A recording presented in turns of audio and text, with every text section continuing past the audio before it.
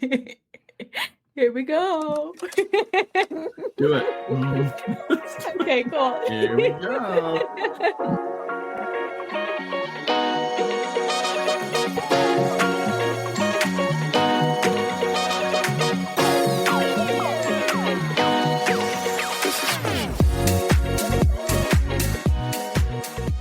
Welcome back to Coffin Talkin', where we unravel the mysteries, embrace the peculiar, and to find humor in the unconventional world of funerals and death.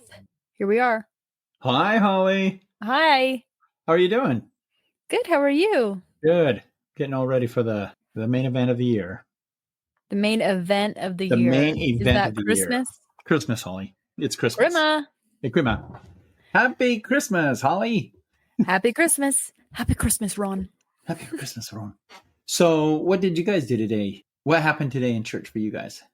Today we went to church, and all that it was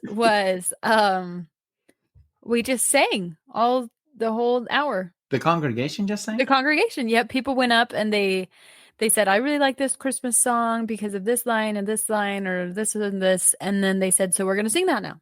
So we did that for the whole hour. Boy, wow. Talk about putting the organist on. Oh my gosh. I know I felt so bad for him, but he did a great job. Good. It was really good. But it was kind of fun. fun. It was different. I've never had that before. Yeah. I heard you gave a talk. I did. We had a youth speaker, a lot of choir. I spoke. And oddly enough, Holly, it ended right just after the hour. Oh, crazy. Oh, wow. Man. I'll have to tell you on side what conversations I had behind the scenes with some people in the ward. Keep it short, Frank. Keep it, whatever. Oh my gosh. I know. We're like, we know you. You need to keep it short. So I just raced. Yeah, I kind of raced through my talk. I didn't like that because I didn't have time to expound on anything, and so it's fine. I did make one point though in the talk, and that was on the word divine. And divine is of, to, or proceeding from God. Mm-hmm. And so whenever we talk about divine, I just thought, I said to the congregation, maybe we should consider, instead of saying Merry Christmas, Divine Christmas. Oh. Because the birth of the Savior was a direct divination, right, from God. Mm-hmm. So have a divine Christmas. Have a divine Christmas. Yeah. So if I ever hear you say Merry Christmas ever again, I'll be extremely disappointed. Well, it's funny because as I was leaving the chapel, I was wishing everyone a Merry Christmas. Oh, geez. That was a test, right? To see if they were listening. They all said it back, so apparently they weren't. That's fun. Anyway, what else is new in your life?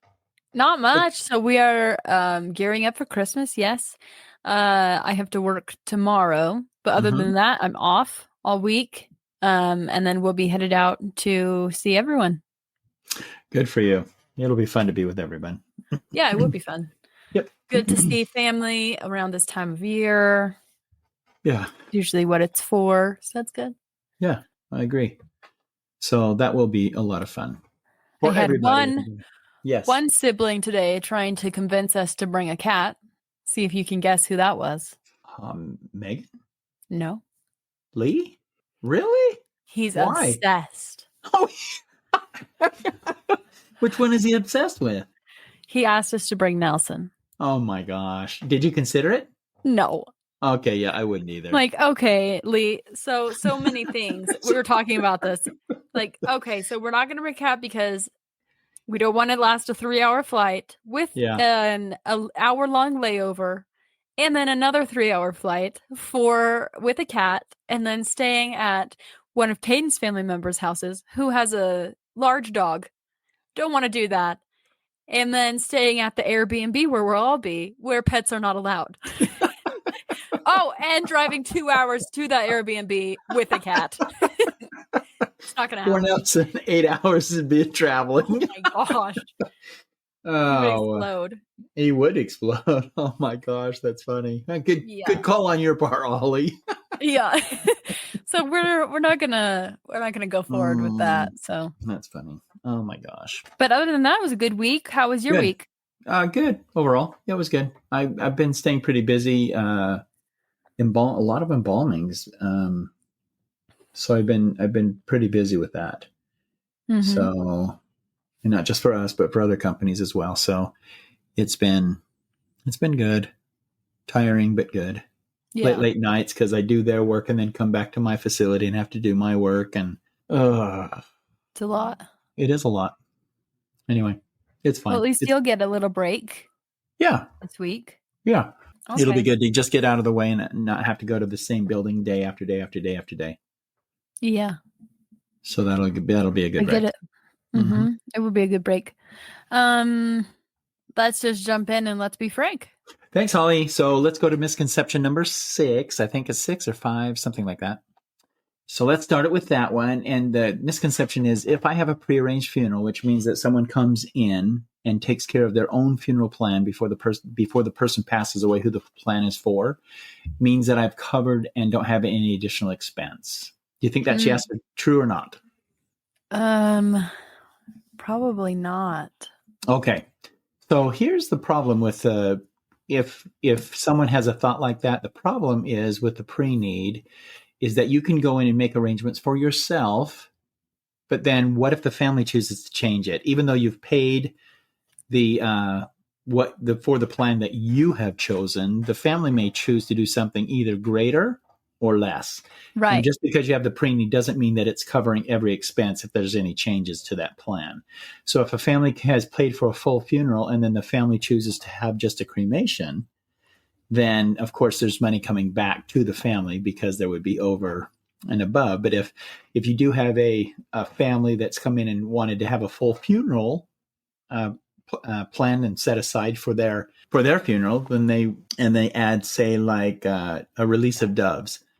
If they decide to upgrade the casket, well, that's not the casket they wanted. This is what they selected. And you show them on the pre-need, and now we'll have to go with this other casket. Then there are additional expenses. Mm-hmm. So just because you do have a pre-need or a prepaid funeral plan does not always necessarily mean that there won't be additional expenses. Now, the other good example of this is the cash advance items for like a death certificate. If a person hasn't set aside any money for a death certificate, then those are additional. If they haven't put any aside for obituaries and the family wants to place an obituary, that's additional. And just so coffiners know, obituaries are outlandish right now. They're about between $400 and $700. It's ridiculous. Oh my gosh! Yeah, it's ridiculous. So yeah, just be aware. Just because it's definitely some monies that's been set aside that you don't have to come completely out of pocket for, but don't be surprised if you're asked to pay some additional expenses. Okay. That being said, Holly, I want you to think in your mind, think and sing the song "It's the Most Wonderful Time of the Year." Okay. So are we singing it together? Or are you going to sing? Are you going to sing it? Well, let's sing it together. Can you sing it out loud? From the beginning? Well, I just want to, because there's a certain part in the song I want you to stop at. How does it even start? It's the most wonderful time of the year. With the kids jingle belling and everyone telling you be of good cheer. It's the most wonderful time of the year. There'll be parties for hosting, marshmallows for roasting, and caroling out in the snow. There'll be scary ghost stories. Whoa! What? Say what? So for that reason, this is the story I'm about. That. That's right. This is the story I've chosen to tell you today. Oh my gosh. Okay, can I say something? Yes, first? Go ahead. Your other daughter sent me a meme over Instagram this week, and it was like, at a Christmas party, the guy who has no idea what Christmases are or what Christmas is, and it's just that line of this the song, there'll be scary ghost stories and tales of the glories of Christmases long, long ago. Like, okay, you don't know what you're talking about. And so I'm just going to preface this for anyone in the family that's listening. There will not, from me be as good as Scary Ghost Story at the family reunion. I'm not going to do it. Well, Fine. if you want me to, okay. If you want me to make one up, I can do it. Yeah. Oh my god. But after the grandkiddos go to bed. Right. So this story has come to mind only because I was singing Christmas carols, and I thought to myself, what do we want to do for the next podcast? And I was singing this song, and that came up, and I said, Scary Ghost Stories. So let's go ahead. I have a couple of those. Yes, I do. And I still have a huge amount in my fallback folder. So I am going to tell a story of what I considered unbelievable. Oh, and if I weren't there, I would not have believed it. So on one particular morning, I get a phone call from a family, and she's asking questions like someone's about to die but hasn't died. And so in my mind, I'm just giving information to an individual that's inquiring about someone that's about to pass away. Yeah. But wants information regarding what's to happen when the person does pass away. So that's the way it was going. And finally, she just said to me, okay, I'd like to hire you to do that service for me. Mm-hmm. And I stopped for a minute and said, hold it. Has the person passed away? Yeah. Because she was asking, what would it cost to do this, to do this, to do this? And what is the time frame in order for this to happen and this to happen and this to happen? And so finally she said, I would like you to go ahead and be hired to do the services. And so it kind of took me back just a little bit. I wasn't prepared to immediately go on the first call. So I said to her, is there any other family that's coming over to see her before we come by? And she said, no, if you could get here as quickly as possible, that would be good. And I said, I looked at my calendar. I looked at because we had a service that was about to begin. I didn't have anyone else scheduled to work it because of scheduling conflicts. So I just said to her, I said, look, I have a service I have to do. It's out of the building, but it's at a graveside. Shouldn't be more than a half an hour, 40 minutes. Can I come by after that service? And she said that would be fine. So I went there, and because she passed away at home, there were police individuals that were there waiting for me, and they were not too happy that it took us so long to get there. It took me about an hour. Did they have to wait until you got there? Yeah, once they're there, they have to wait until the individual is removed from the home. Oh. So it was an hour and 10 minutes. And so one officer kind of made that clear that, we've been sitting here waiting for an hour. And said, sorry, that's about all you can say, because you can't always schedule your day around death, because death is happening all the time. People just have to be a little flexible. And I said, I talked to the wife, and she was or the mother, and she was perfectly fine. Mm-hmm. And so in the original conversation that I was having with the mother, she was talking to me about her daughter, and her daughter was 21 years old. And so I just thought to myself, oh, wow. So as soon as I heard that she had passed away, I said, have you notified the police department? Because they have to come to the home to verify that the death has occurred. And then I said, was she under hospice care? And she said no, which threw up a flag. And I'm thinking, oh, no, because now I'm going to have to find the doctor, which isn't the easiest thing to do. And so I said to her, I said, have you notified the medical examiner? And she said, I think the officer is doing that now. I said, well, I'll get that information from you. If anything changes and I can't come to the house, the medical examiner decides to come to the house, please call me so I don't just show up and then add to the added desperation or despair of someone passing away. She said, okay, fine. So I went to the service, didn't hear a thing from them, nothing. So I went to the home after the service, and sure enough, 2 cop cars were still outside the house. And I had met with both of them. Again, like I said before, one was not too happy with me, but that's okay.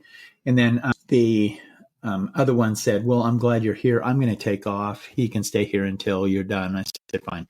So I walked into the front room just to kind of see the layout of the house before I brought the gurney in, to see how far I could get the gurney to the bedside. Yeah. I had to put the gurney to the wall. So when I walked in, it was in a back bedroom with a huge mirror, like the one I'm staring at right now, with a huge mirror at the foot end of the bed. And the hallway was so small, I just thought, there's no way I'm going to get the gurney down the hallway and then pick her up and move her to the gurney. So that's no problem. I'll just do that once everyone clears the room.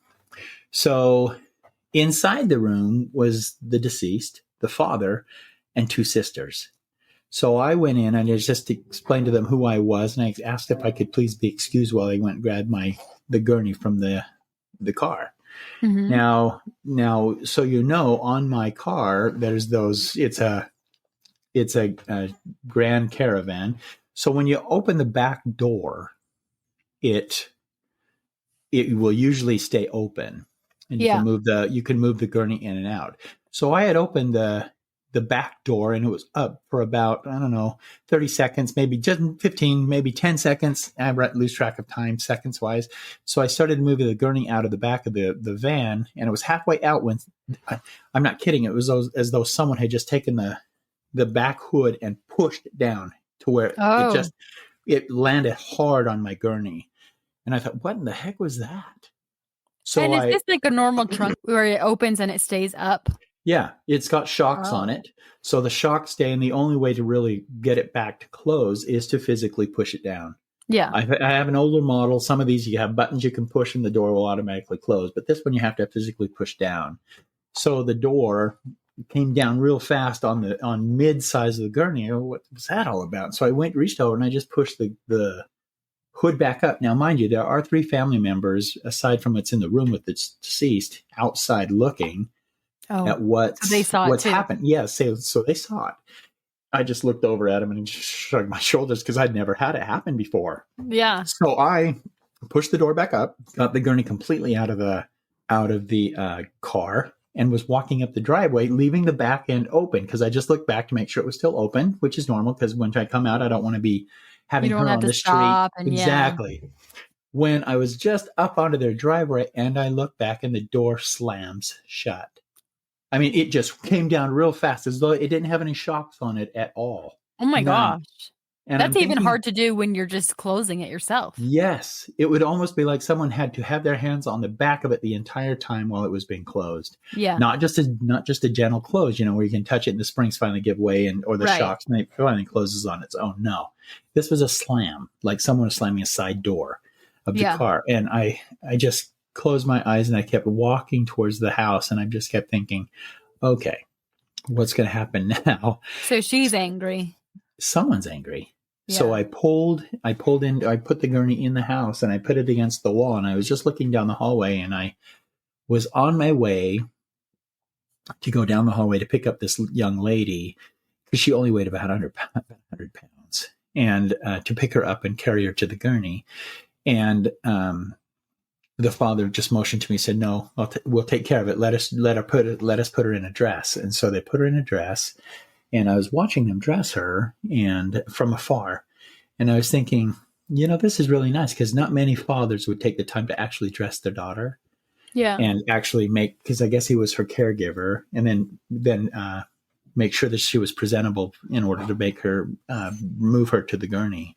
So when they said that all the dressing was done, I started to walk down the hallway when the father did something totally unexpected to me.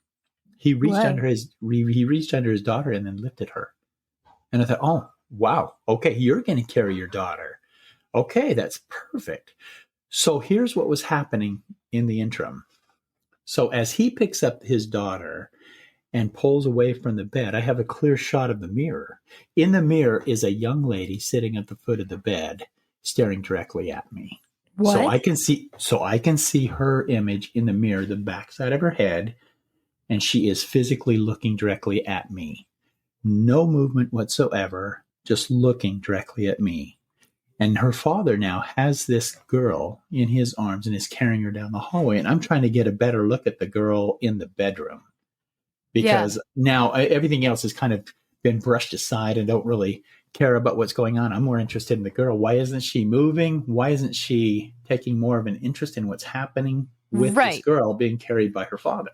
Right. So he carries her down the hallway, sets her on the gurney, and he says to me, "Is there anything else you need me to do?" Now, I am in kind of not a trance, but I'm in a kind of a transitory state where I'm looking at the mirror and still trying to be aware of what's going on around me because I want to see what's actually happening.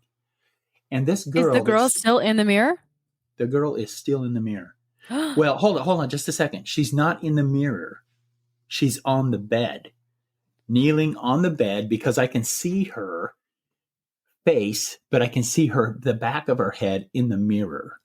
Do you see what I'm saying? So in other So words, she was staring at you, facing you, but you yes, could see the back of her head in the mirror. that is correct. Okay. And so that's exactly, but she didn't move. She didn't do anything. No expression at all. No movement of arms. That's so creepy. No movement of head, and all with everything that was going on, all the commotion in the room, you would have thought something would have made her move. Yeah. But she didn't. And so when he laid her on the gurney and he asked me, is there anything more I need to do? I was not quite in tune with what he was asking me. I was more observant of what was happening with the girl on the bed. Right. So I just casually looked at him and said, no, we'll be fine. And I don't, truthfully to this day, I don't know if I answered his question the way he wanted me to. But just as I said that, all of a sudden the girl stands up and she backs up, and now she's in the mirror. Oh my gosh. So she's no longer physically in the room. And I looked at the mother and I said, who's that in the bedroom? And she looks down the hallway, and I'm still seeing her in the mirror. And she says, I don't see anything. There's no one in that bedroom.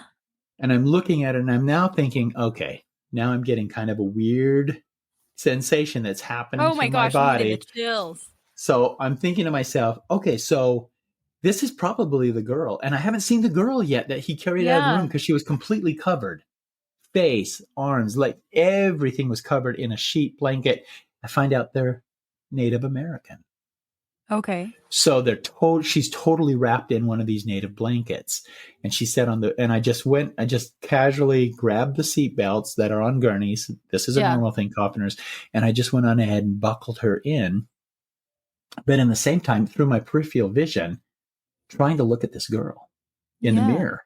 And so I did something kind of odd. I just kind of asked the mother to step to the foot end of the gurney, which would allow me to look at her and her ex-husband, but still have a clear shot of the mirror. Oh my gosh. So you're like, I'm going to be looking right past your shoulder. Don't worry about that.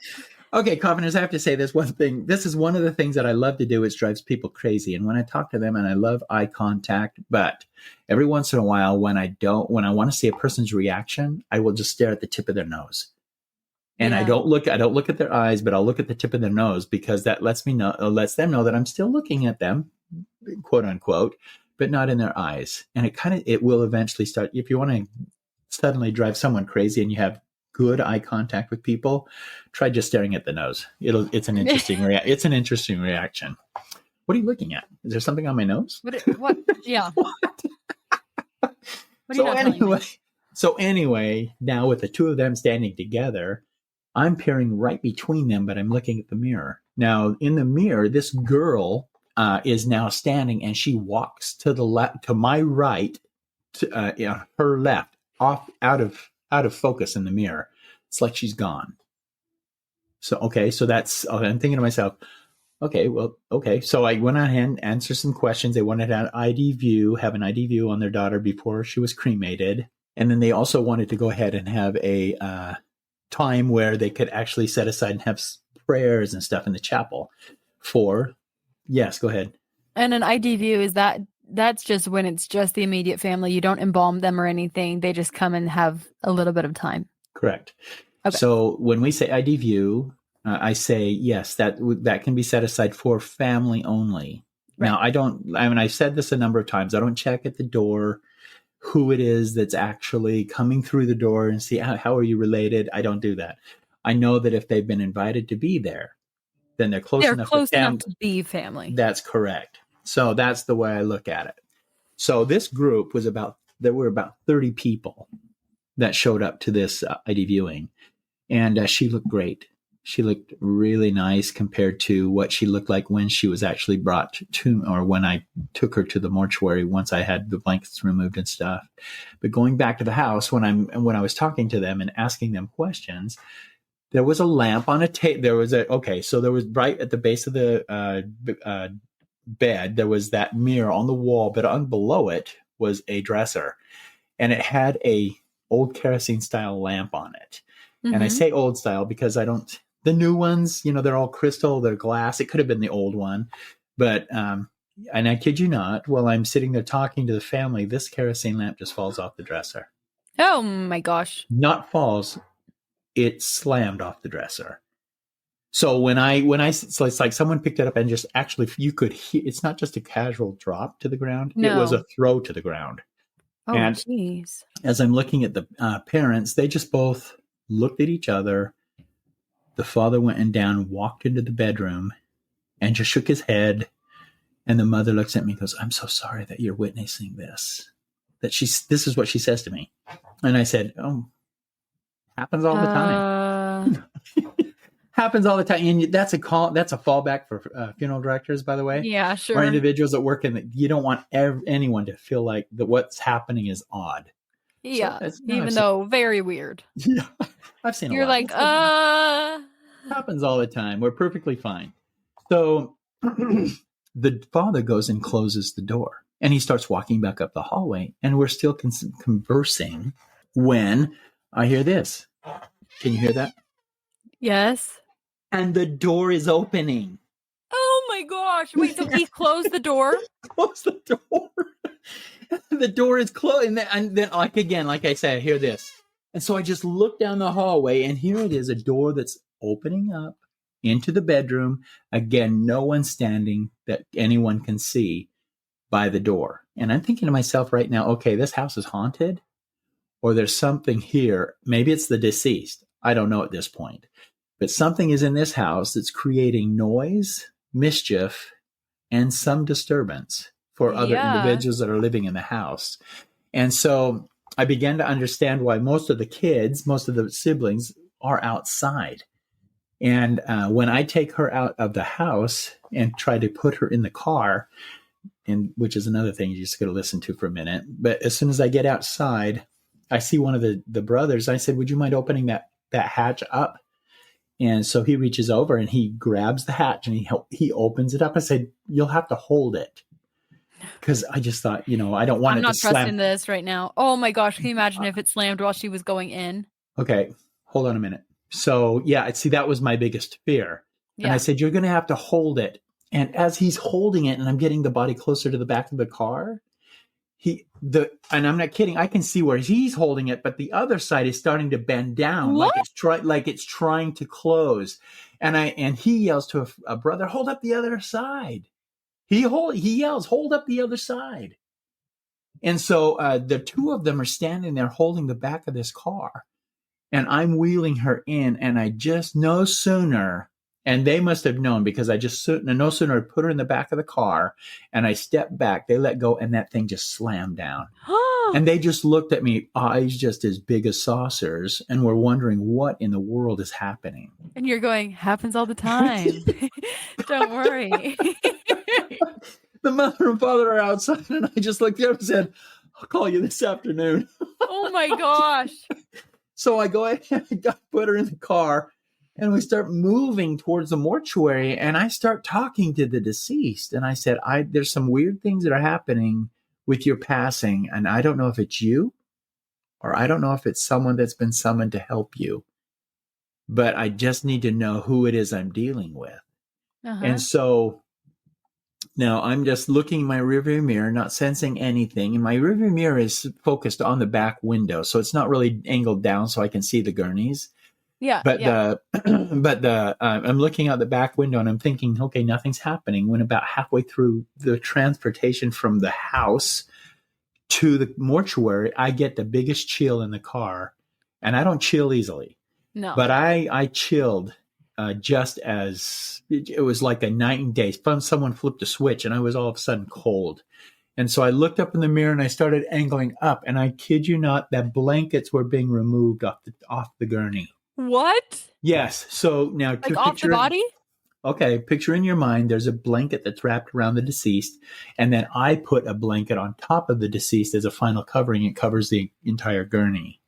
So I'm putting this gurney has the deceased. She's wrapped in a blanket, and then my blanket is set on top. You have that, right? So there's 2 layers of blankets. Is she wrapped in a blanket like a burrito? Tight. She's tight. Wrapped in. It's wrapped all the way around her. It's not laid on her. She's wrapped in it. Okay. So my blanket is laid on top. So as I'm just kind of thinking, okay, something weird is happening. And I don't have my windows down, which is odd because I That's usually drive. crazy. Yeah. And I'm thinking, and I'm looking back and I'm just seeing a casual pull off of my blanket off of this gurney onto the side of the gurney to where it's now completely removed from her, but lying on the side of the gurney on the bed of the van. If that makes sense. Did I describe that well enough for you? I think so. So now the blanket is just lying to the side of the gurney, discarded to the side of the van. My blanket. Your blanket, yes. But the body is still wrapped. Yes. And I looked in my rear view and to make sure that I didn't have any windows down, that I wasn't making, things up. That, like wind is carrying it away somehow. Right. So my side vents were closed and my side windows behind me are completely up. My driver and passenger side window are completely up. There is no circulation of air in that van. Obviously, the trunk is completely up. That thing's never coming down ever again. Or never going up ever again. Right. So I'm thinking to myself, okay, well, what have we got here? Yeah. That's what I'm thinking. What have I got here? And so when I got back to the mortuary, I just immediately pulled her I didn't try and recover her with my blanket. I just took and I lifted her on a shelf into the cooler. And now my cooler, just so you know, stays at about between 33 and 36 degrees. So every once in a while, when you put a warm body in the cooler, they'll shiver or they'll shake. Oh, seriously? Because of the rapid temperature change. Wow, that's crazy. Yeah, so the muscles will constrict, and so that there will be a little bit of a shaking. Now, this one was not a shake, it was a tremor. And what I mean by a tremor is if you've ever seen anyone having an epileptic seizure, where their whole body just vibrates and shakes, yes. Uh-huh. I thought she was still alive. So I pulled back the blanket. The face on the girl that I had just put in the cooler was the face that I saw in the mirror. Oh my gosh. So there this is the first time you're actually seeing her. This is the first time I'm actually seeing her face. But I wanted to make sure she had passed away because I'd never experienced someone with that type of tremor before. Yeah, it wasn't like ooh, that's cold, but it was a tremor. Right. Yes. Thank you for the reference to the other one. Yeah. Thank you for dredging that up, Polly. Wow. Reliving the worst days of my life here. Exactly. And so with that seismic, and I called it a seismic tremor because I didn't know how else to describe it. But she was passed away. And so the family and I talked about what they wanted done later that day. They said they would like to come in and see her on whatever, let's say Wednesday towards the afternoon. Well, Wednesday morning, I went in to make sure that she was prepared for the Wednesday viewing. So I had taken her off that shelf and they said, please just expose her face, leave her wrapped in the blanket. When I got into the cooler, the blanket was now on top of her. She was no longer wrapped in it. Do you see what I'm saying? Oh my gosh. And I'm just thinking to myself, I'm looking at the blanket and I'm going, are you kidding me? Because I don't know how they wrapped her. Do you see what I'm saying? See the problem I'm now facing, me as a funeral professional? You have to rewrap her. Yes. And I don't know I don't know how they did it. And so they will know that I've unwrapped her. Do you see what I'm saying? Gosh, yes. And so I'm just in my own mind. Aside from the terror of this girl unwrapping herself somehow. Oh my gosh. Folding her blanket nicely on top of herself. Now it's the professional terror of like, oh my gosh, they're going to think that I unwrapped her for whatever. Exactly. And that's what I was afraid of. But then I thought to myself, well, hold it. If I wrap her like a baby, you know how Native Americans would wrap their babies a certain way. I just thought, well, okay, I'll go to Google. I'll go to YouTube. Okay. Yeah. And I'll start figuring out how they would wrap their babies. And so I found one on YouTube that showed how they wrapped baby. And I'm glad I didn't wait till the last minute to go in there. It took me forever because I'd have to keep pausing the thing. Okay, I did that step. Okay, what's the next step? And so there was the next step.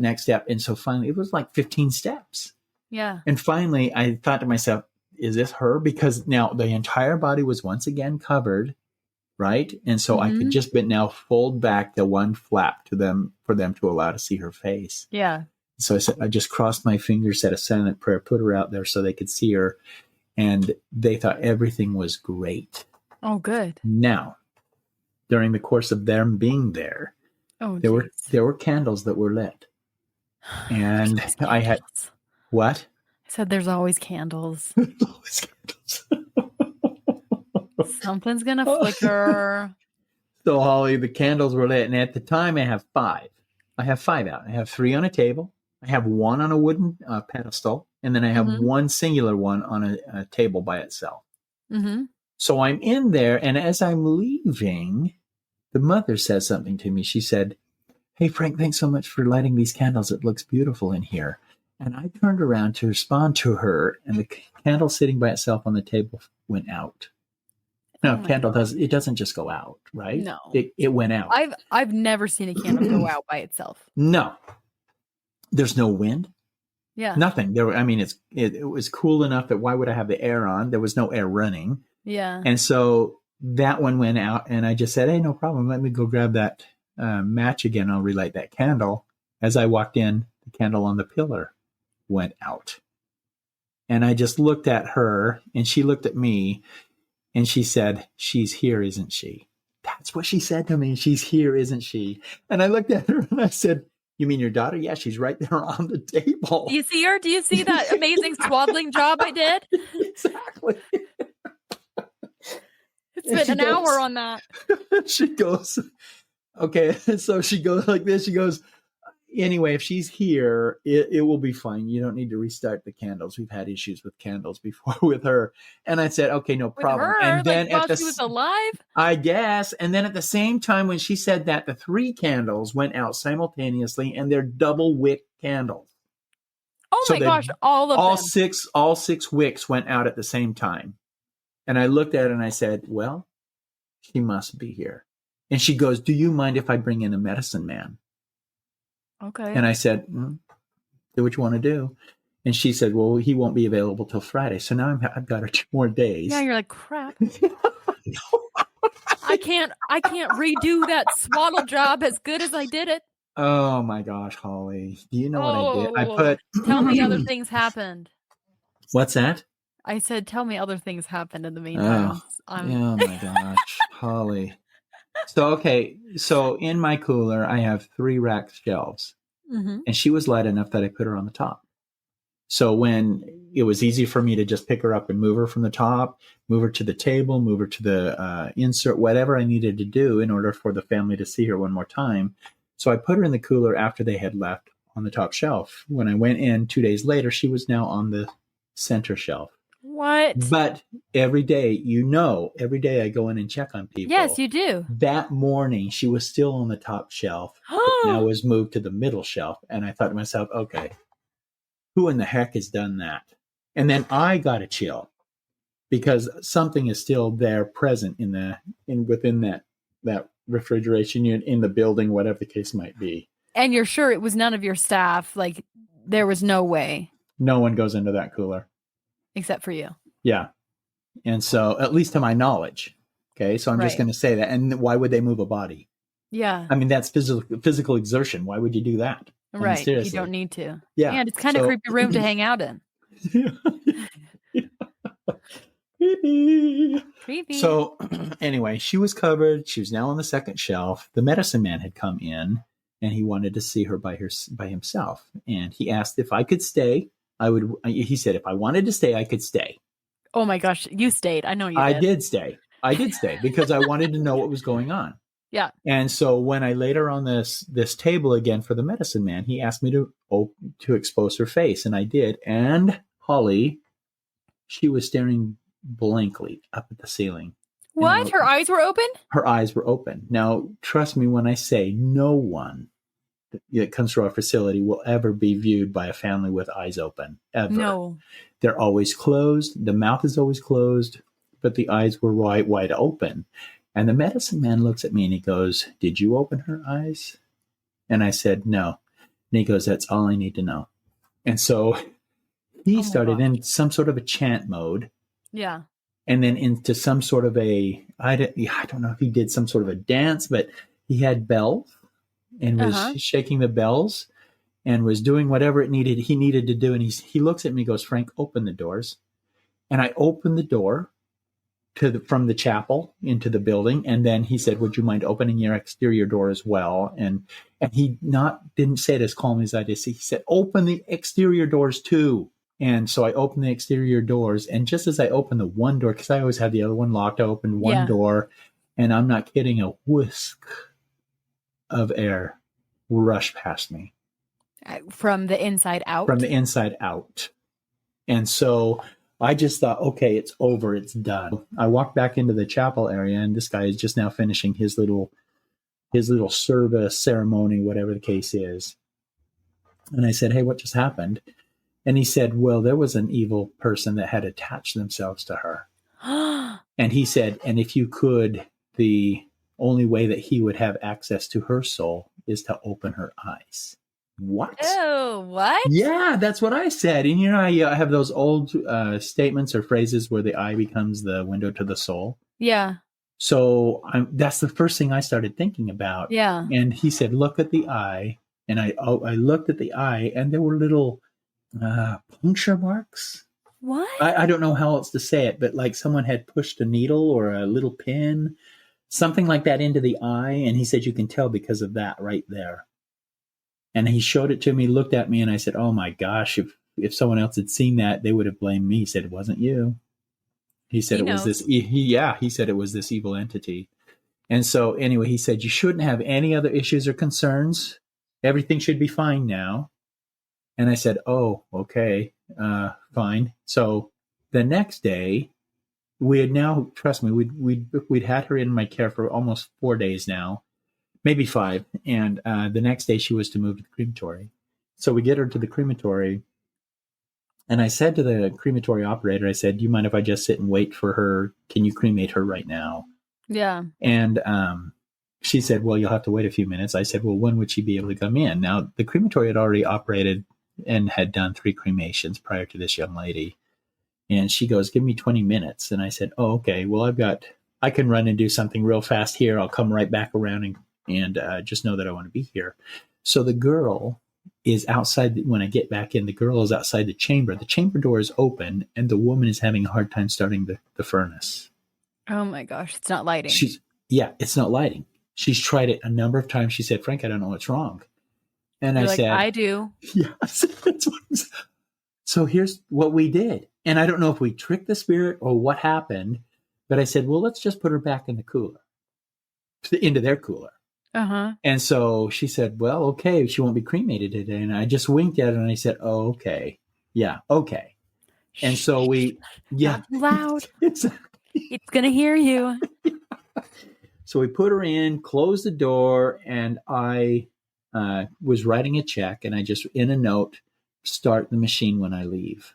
I wrote the check, and I handed it to her for this cremation. And as I closed the door, I hear her say, "What?" Because not understanding my note. Yeah. Right. So she started the machine started right up. Not an issue. So I heard it start up. So I walked back in the door. I said, let's get her in there now." That's how we had to do it. We had to get it to where the machine, or to where whoever was still with her, this medicine man or whatever, thought that everything was done and over with, but something was still stopping the starting of that machine. And so I guess the entity was satisfied enough to know that the machine wouldn't start until she was out. They put her away. She's not going to be cremated today, right? That thing was just thinking, "Ooh, a new cooler I can mess with." Oh my gosh, I didn't even think of that. What am I going to do here? Oh, what have we got in here? 5, 6 people? That's fantastic. So anyway, put her right in there, and she was cremated without issue. Okay. So the problem that I have is everything that was going up to that point. And I told the mother after, when she came in to pick up her daughter's cremated remains, I said, "What did you do with the mirror in her bedroom?" Yeah. And she said, "Well, her brother started saying that he kept seeing things in it, and we didn't want that anymore, so we just took the mirror out." And I said, "Did you believe your son?" "No, not really."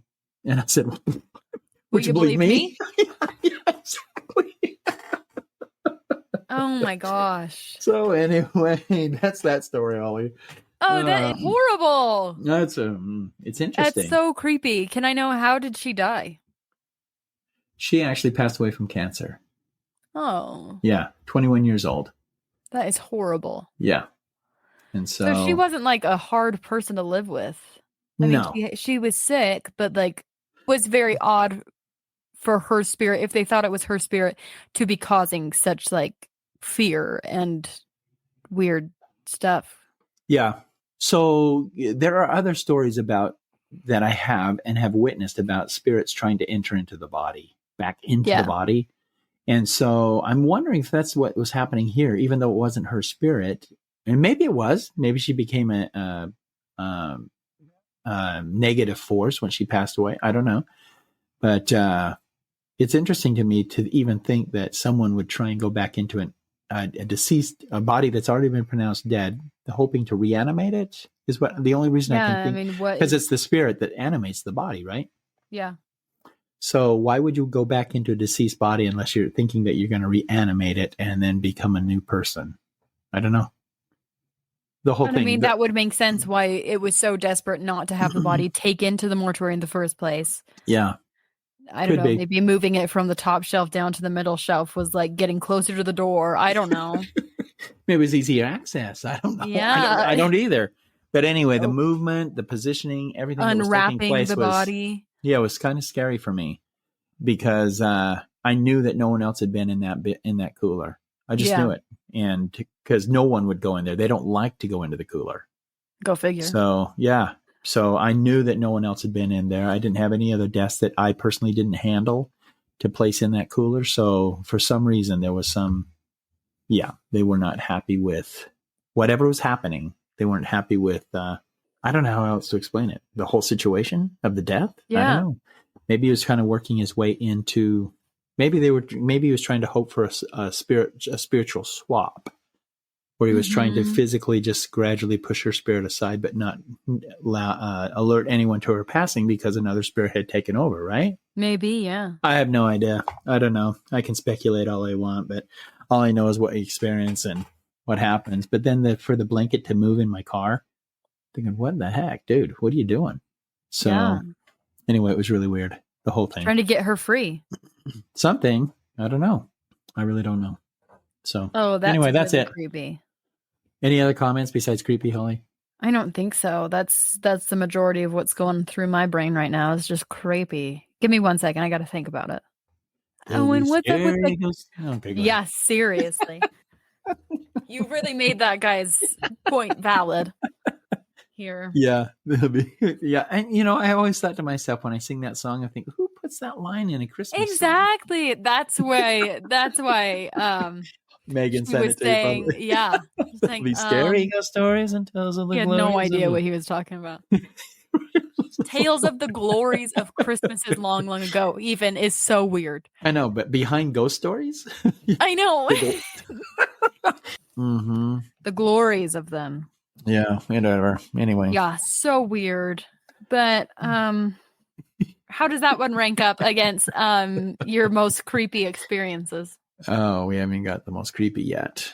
Yes, we have. Are you kidding me? There's no way. There are some that have been creepy. This one right up. Well, only because I saw it happening in real time, in front of me. Whereas before, doors were closed, and you'd open it up to see the change. But this one was actually happening in real time, and so with the mirror, and the changing of the blanket, it is a little different. But no, it's right up there. I don't know if it would be one of the top, but it was right up there. So okay, I'm gonna ask you against certain past experiences, certain past episodes we've done. Was this creepier than the hoodie, free hoodie? No, free hoodie was still creepier. Yeah. How about Red X? Red X stands by itself. That one's just so, there's too much to that. Yeah. What about Creepy Crypt? Creepy Crypt could be right up there with it. The two of them together could be side by side. Yeah. I think if I had the experience you had in that crypt, I would just pass away right there. Heart attack, whatever. Put some water on my face, will you? Help me. Help me. Oh my gosh. No, the crypt one is definitely, I don't know how, I think each of these stories stand on their own. And Yeah, so they really I do. don't really know how to. Can't relate them. Yeah, I don't know how you would parallel them with one another. They actually have to either be. Well, I don't know. That's a good thing. I guess we could rank it sometime down the road. We could do a ranking. Yeah, we'll do a ranking. And just kind of see. So coffiners have some idea if they want to go back and revisit a particular episode, then they could do that. But I don't know. I would have to seriously think about it. And what? And, oh my gosh! Yeah. Yeah. Ooh, that is just terrifying. Also, when she stepped into the mirror, that's like next level stuff. That's so scary. Because at that point, were you thinking she was still a real person? And then you saw her go into the mirror and you're like, Yeah. Because she was a 3D person. I could see her dimensionally. And then when she stepped in, all of a sudden became a one-dimension person. And I'm just saying, oh my gosh. That is like out of a horror movie. I thought of The Ring. Yeah, that does feel like The Ring. Only stepping without out of a screen. Yeah, only without of the. Oh well, she came out of a well, right? Yeah, to go through the screen. Yeah, whatever. Right. Ew. So anyway, that's today's episode, coffiners. Hope you enjoyed it. Merry Christmas. Merry Christmas. Christmas is long, and now we're gonna have to think of the glories of Christmas as long ago. That'll be next episode. Don't worry. I'm gonna look it up and say, what is the meaning behind this song? What does that mean? Yeah. Oh my gosh. Okay. Right. Yeah. Well, there's that one. And thanks for hanging in with us. And we'll see you next week. Thanks, coffiners. Have a great week.